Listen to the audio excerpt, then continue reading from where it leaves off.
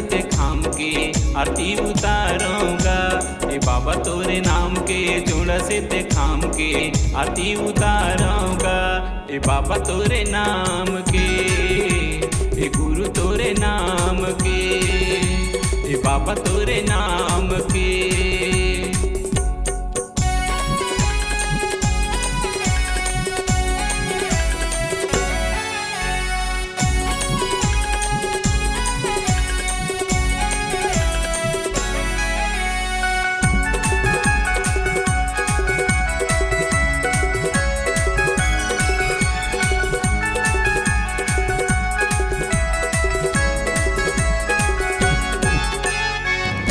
मुनि तोर आरती लगावे, रामानंद तोर चमर डोलावे, रामानंद तोर चमर डोलावे।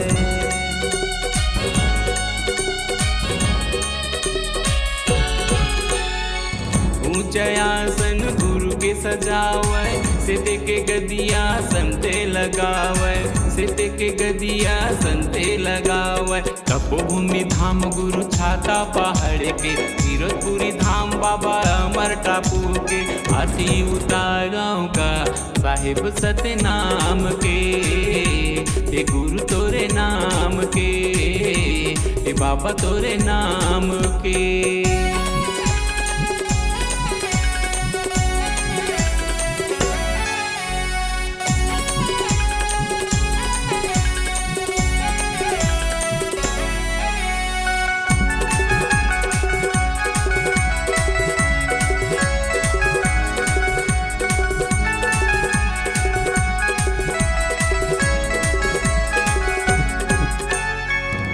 जीवन जब ले रहे बाबा तोरे चरण मायर पिते हे गुरु, तोरे चरण मायर पिते हे।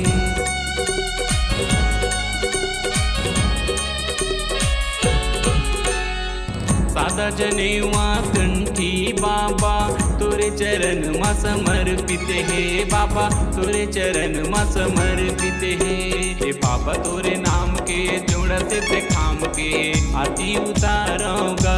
ए बाबा तोरे नाम के, ए गुरु तोरे नाम के, ए बाबा तोरे नाम के, ए गुरु तोरे नाम के, ए बाबा तोरे नाम के, ए गुरु तोरे नाम के, ए बाबा तोरे नाम।